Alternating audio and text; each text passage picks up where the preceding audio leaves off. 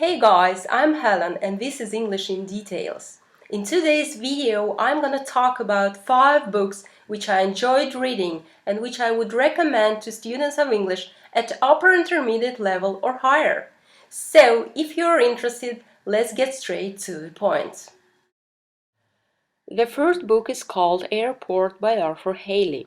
To tell the truth, I'm a big fan of Arthur Hailey.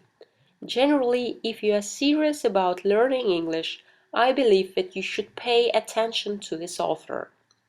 Each of his books will help you completely immerse into and explore a new professional area, or slightly open the curtain into a whole industry, be it aviation in airport, or the car industry in wheels, or medicine in the final diagnosis. Reading each new novel, you will be exposed to plenty of professional language. Every Arthur Hailey's novel is centered around some kind of catastrophe, where the destinies of many people are intertwined. The life of each character represents a separate exciting plotline, which usually reaches the top, and I bet you will be thrilled to know what things will be like in the end.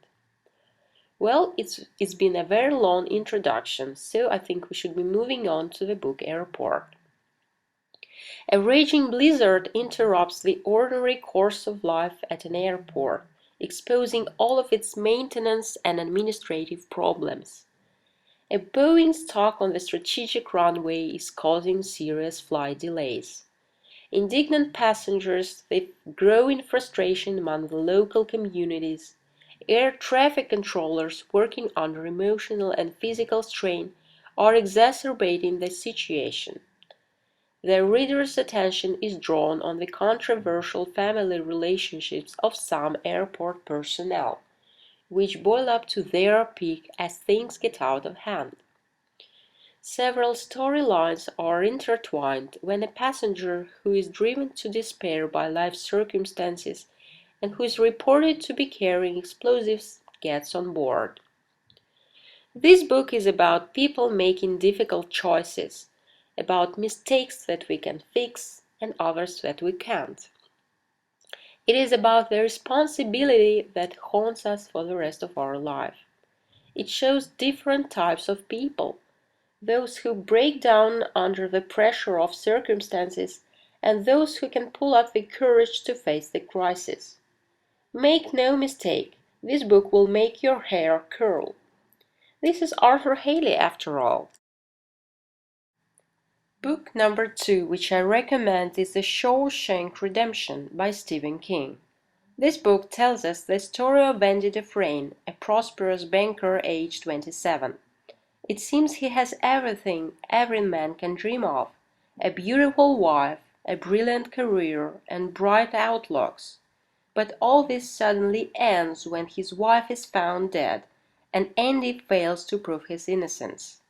So the court gives him a life sentence, and he is to spend the rest of his life in prison. He is sent to the most dreadful prison, full of murderers, rapists, and other scum of the earth. It is needless to say that any person would break down under such circumstances. But not Andy. Andy finds the strength not to forget what he really is, to retain his love for life, his determination to become free in the end, and to change his destiny despite all he's been through. The book teaches us how important it is not to lose hope, even under the most desperate conditions. The next book is White Oleander by Janet Fitch. Astrid, the protagonist, is living in the shade of her mother, a poetess. She is completely absorbed by her mother's personality.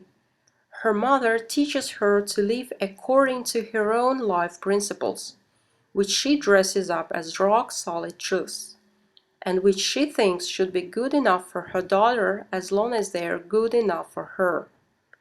It seems they are getting on well together until her mother gets herself into trouble by committing a crime of passion and ends up behind the bars. The girl has to bear a heavy burden, changing several foster families. However, her bond with her mother grows even stronger. She is constantly coming back to the guiding principles her mother gave her. But which of those principles will actually guide her, and which will be misleading? The little girl whose personality is only starting to form will have to learn it from her own experience. I believe that you should read this book if only to savor the impeccable writing style of the author. The Bridges of Madison County is the next book. This book is based on a true story that took place in Madison County. Francesca Johnson, a farmer's wife and the mother of two grown-up children, is leading a peaceful and well-ordered life. Suddenly her peace is disturbed when one day she meets her true love literally at the threshold of her house, Robert Kincaid, a photographer. Now she is faced with a difficult choice: abandon her family or leave everything as it is. On one side of the balance are family values, her husband, children, the years they have lived in peace and quiet, her good name as a keeper of the family hearth.